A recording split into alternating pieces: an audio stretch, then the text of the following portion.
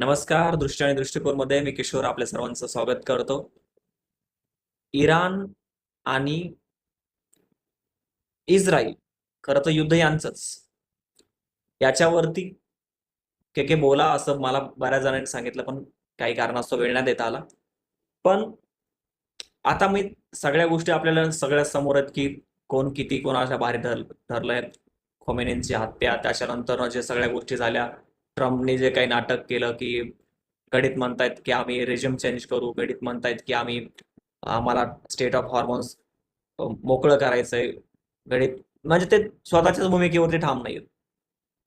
ठीक आहे, तर त्याबद्दल काय बोलण्यात काय पॉईंट नाहीये. पण त्याच्यानंतर आता जे काही सीज फायरची घोषणा करण्यात आली आहे पाकिस्तानकडून, ठीक आहे, हे मला विशेष सांगायचंय. हा सोडा तो सीज फायर झाल्याच्या काही तासातच इस्रायलने लेबनॉनवरती हल्ले केले आणि पाकिस्तानने केलेलं सीज फायर कसं पाकिस्तानच्या म्हणजे ट्रम्पच्या विधानासारखंच ते फुसका आहे किंवा ते त्याला काहीच अर्थ नाहीये, त्याला इस्रायल मानत नाही असं त्यांनी दाखवून दिलं. कारण जर का तुम्ही पाकिस्तानच्या पंतप्रधानांचं ते सीज फायरच्या संदर्भातलं जे ट्विट बघितलं, ते जर का बघितलं तर as it is copy paste करण्यात आलं होतं. त्या व्यक्तीने त्याला एडिट करायचं सुद्धा त्याची मेहनत नाही घेतली, जसं अमेरिकेच्या किंवा ट्रम्पच्या प्रशासकांकडून इकडे पाठवण्यात आलं. ॲज इट इज त्या पठ्ठ्यानं जसं तसं कॉपी पेस्ट करून दिलं, नंतर डिलीट केलं, पण तोपर्यंत ते व्हायरल झालं होतं. ठीक आहे, तर मला पहिल्यांदा प्रश्न काय पडलेत की पाकिस्तानने सीजफायर केलं, चला ठीक आहे आपण म्हणूया, पण शेवटी पाकिस्तान दलाल कसा ठरला किंवा भारताचे जे काही मंत्री किंवा काही सत्ताधारी किंवा बरेच लोक पण म्हणत होते की पाकिस्तानने जे करते ते दलाली आहे. ती कशी त्यांची दलाली आहे हे तुम्हाला काही पुढच्या 2-3 मुद्द्यावरून लक्ष देईल. एक, पाकिस्ताननी कोणामधल्या युद्धाचं सीजफायर केलं? अमेरिका इराण की इस्रायल इराण? तुम्ही म्हणाल यात काय फरक आहे? अमेरिका आणि इस्रायल या दोघांनी मिळून इराणवरती हल्ला केलाय, म्हणजे अमेरिका प्लस इस्रायल त्याच्या विरोधामध्ये इराण, असं युद्धाचं पाकिस्तानने सीजफायरची घोषणा केली. बरं, ठीक आहे. पण जर का तुम्ही बघितलं तर पाकिस्तान इस्रायलला ॲज अ कंट्री कन्सिडर करत नाही. मग एक तर असं म्हणावं लागेल, जर का हे 3 देशांमधल्या युद्धाचं सीजफायर आहे असं जर का म्हणायचं असेल, तर मग हे म्हणावं लागेल की पाकिस्ताननी इस्रायलला ॲज अ कंट्री रेकग्नाइज केलंय, किंवा असं म्हणावं लागेल की अमेरिकेच्या दबावावरती येऊन पाकिस्ताननी फक्त पोपटपंची केलेली, म्हणजेच थोडक्यात दलाली केलेली. हे दोन्हीपैकी एकच गोष्टी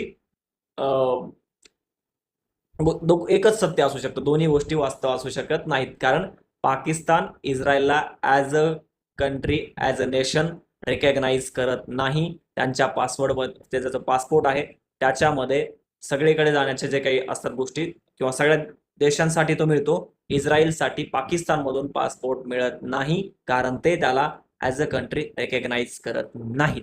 मग पाकिस्तानने केलेली ही दलाली नाही का? म्हणजे आम्ही जे काही बोलत होतो ते काही चुकीचं आहे का? की पाकिस्तान जे करतंय ती मध्यस्थी नसून ती दलाली आहे. दलाली याच्यासाठी आणखीन एक गोष्ट की अमेरिकेला एका एका बाणामध्ये 2-3 पक्षी मारायचे. एक तर त्याला भारताला इग्नोर करायचंय. दुसरी गोष्ट, आशिया खंडामध्ये भारत आणि चीन या 2 देशांव्यतिरिक्त अमेरिकेच्या, विशेषतः डोनाल्ड ट्रम्पच्या दृष्टिकोनातून तिसरं एक देश महत्वाचा वाटतो, तो म्हणजे पाकिस्तान. आणि हे मुद्दामून भारताला उकसवण्याचं एक कारस्थान आहे असं मला तरी वाटतं.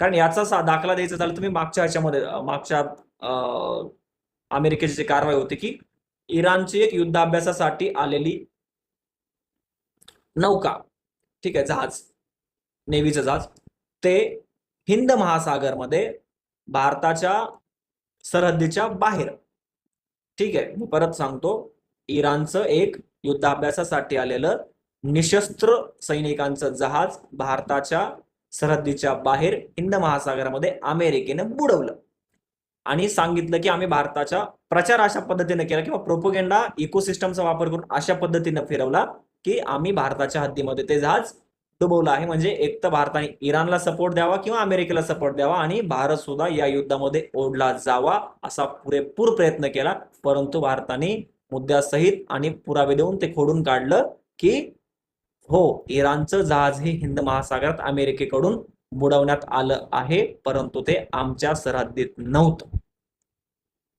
ठीक आहे, मला या दोन मुद्द्यावरून एकच सांगायचंय की पाकिस्तानने जी केलेली आहे ती डील नव्हती, ती दलाली होती, मध्यस्थ बिलकुल पण नाही. आणि हे सीज फायर म्हणजे काय 14 दिवसाचं आहे, त्याच्या काही तासामध्येच इस्रायलने त्याच्यात कसा फज्जा उडवला ते बघितलं आपण. आणि हे पुढचे 14 दिवस सुद्धा असं राहणार नाहीये. एकतर ही वादळापूर्वीची शांतता आहे, 100% सांगतो. बाकी आपण बुद्धांच्या देशातले म्हणजे देशातले लोक आहोत, तर आपल्याला युद्ध नाही, बुद्ध हवाय आणि आपण तेच जगाला दिलेला आहे. त्यामुळे विश्वशांतीसाठी, कारण मंदिरामध्ये प्रार्थना संपल्यानंतर आपण सगळेजण म्हणतो की धर्म का नाश हो, अधर्म का नाश हो, धर्म का कल्याण हो, विश्वमय शांती हो, ही आपण अशी प्रार्थना करतो. विश्व का कल्याण हो अशा प्रकारची आपली प्रार्थना असते. तर आपण शांततेसाठी सगळेजण प्रार्थना करूया आणि विशेषतः डोनाल्ड ट्रम्पसाठी प्रार्थना करूया की त्या माणसाला सद्बुद्धी देऊ. ठीक आहे, वंदे मातरम.